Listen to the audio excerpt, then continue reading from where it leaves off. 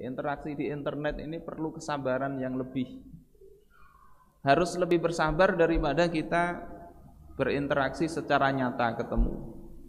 Kenapa demikian? Karena ada orang yang di dalam dunia nyata ini dia anteng-anteng saja, biasa saja. Tetapi di dunia maya dia bisa ganas. Ngomongnya tidak terkontrol, mencaci orang biasa. Bahkan orang bisa kemudian membuat akun palsu, namanya dia samarkan, fotonya pakai foto orang atau tidak ada fotonya. Kemudian dengan akun-akun seperti itu mengumbar banyak ujaran atau perkataan-perkataan yang tidak dibenarkan oleh Islam. Kalau kita tidak sabar, kita bisa membalas seperti itu. Bagaimanapun kita itu menyembunyikan diri di dalam dunia sosmed itu, Allah tetap akan mencatat apa yang kita lakukan. Yang kedua, kenapa kita perlu bersabar diri lebih daripada kesabaran saat kita berinteraksi di dunia nyata? Karena apa yang kita tulis itu awet. Apa yang kita tulis itu tetap ada. Kita mati tulisannya tetap ada, dan itu akan mewariskan kebaikan kalau itu baik, akan mewariskan dosa ketika itu sebuah keburukan.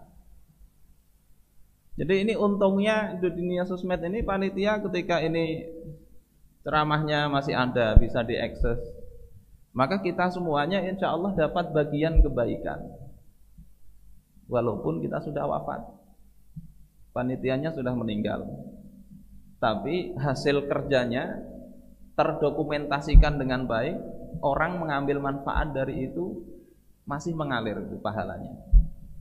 Sebaliknya ketika terjadi di dunia maya ini, kita membuat sesuatu yang tidak bermanfaat, maka walaupun kita sudah wafat, tetap saja itu mengalir dosanya ketika orang terinspirasi berpikiran buruk gara-gara apa yang kita tulis.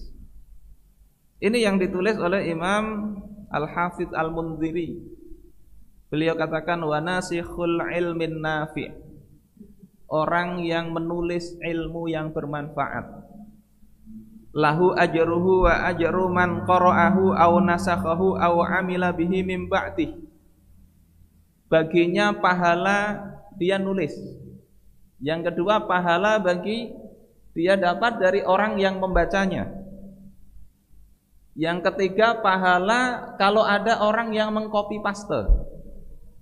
Aw amila bih, dapat pahala orang yang mengamalkannya. Min ba'dihi, setelah itu. Jadi kalau sekarang punya akun yang akun Facebook kah, Twitter kah, akun WhatsApp kah, atau apa, Instagram, maka tulis yang bermanfaat. Tulis yang kira-kira ketika kita wafat itu menjadi ladang amal kita. Selama tulisannya itu masih ada. Kemudian selama masih ada yang menggunakannya. Poin ketiga, kita kadang niatnya sudah baik. Kita bersosmed ini mau nulis yang bagus-bagus, tetapi kita dapati orang-orang kemudian mencela kita, atau kita mendapatkan ketidakadilan yang begitu nampak di depan mata kita, sehingga kita maunya itu mengumpat, maunya kita meluapkan kemarahan kita di sosmed itu. Nah, ini perlu kita tahan. Ada pernah dalam sebuah majelis Imam Al-Hasan Al-Basri, di depan beliau ada orang yang dicaci maki. Kemudian orang yang dicaci maki ini saking marahnya muka sampai berubah merah, sampai keringetan. Kemudian orang yang dicaci maki ini diam, berdiri, lalu membaca surah Asy-Syura ayat 43. Wala man sabara wa ghafara inna dzalika lamin azmil umur. Akan tetapi bagi siapa yang sabar, wa ghafara, dan memaafkan, sesungguhnya yang demikian itu termasuk hal-hal yang diutamakan. Mendengar ini, Imam Al-Hasan Al-Basri kemudian mengatakan, aqalaha wallahi, wa fahimaha. Dia telah mengerti, demi Allah dia telah memahaminya. Idh dhayya'ahal jahilun, saat orang-orang bodoh itu pada menyia-nyiakan hal tersebut.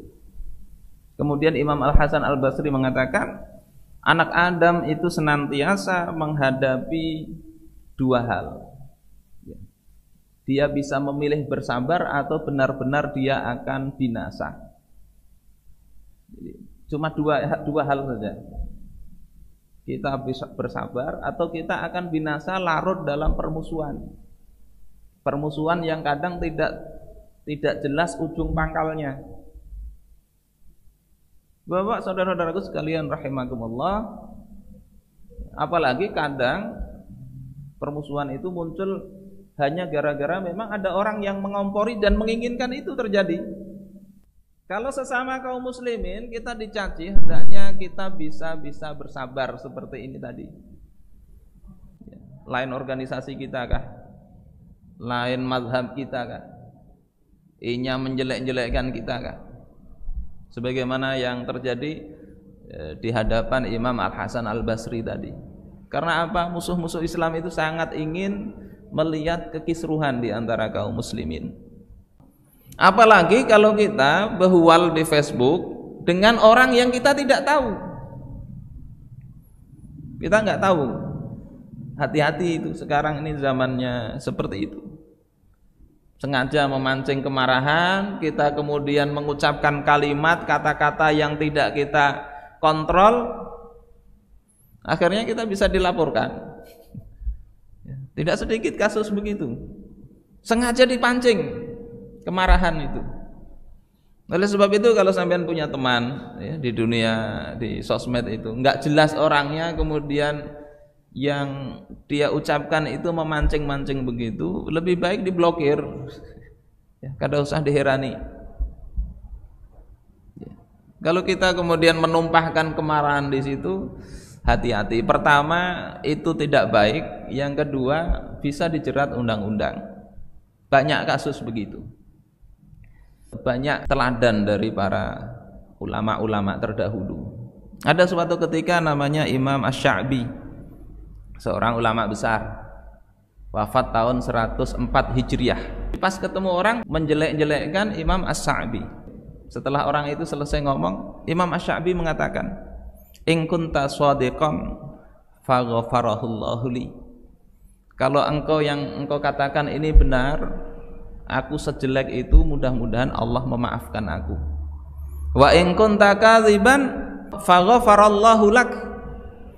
Kalau engkau itu dusta, moga Allah mengampuni engkau. Ini nyaman kita dengarkan, cuma pas kita yang menghadapi kira-kira pikirkan, kira-kira kita nyaman enggak mengatakan begitu. Ini kalau diri beliau yang dihina. Imam Asy-Sya'bi ini ketika Islam yang dimain-mainkan, beliau tidak kemudian sesabar itu. Ini bedanya mungkin dengan banyak kaum muslimin sekarang. Suatu ketika, ini bukan menghina ya, sekedar bertanya dengan pertanyaan yang nyeleneh, pertanyaan yang kayak bercanda, dalam urusan agama bercanda, dijadikan main-main. Bisa dibaca dalam kitab misalnya Tazkirah Al-Hamduniyah. Su'ila Asy-Sya'bi an lahmi syaiton. Jadi waktu pengajian itu ada yang bertanya kepada Imam Asy-Sya'bi, bagaimana hukumnya makan daging setan. Coba. Ini orang lagi pengajian betakun kayak gitu. Apa jawab Asy-Sya'bi? Nahnu nardha minhu bil kafaf. Kami itu sudah ridha, sudah cukup ya, dengan Allah cukupi rezeki yang ada itu, kami sudah ridha, enggak perlu makan daging setan. Jawabannya begitu. Faqila lahu ma taqulu fi akli dzubab. Kemudian ditanyakan lagi, kalau gitu makan daging lalat itu bagaimana? Ini kan pertanyaan orang sengaja, itu sangat penting, yakni apa? Seperti yang saya katakan tadi, tidak mudah terpancing karena banyak rekayasa.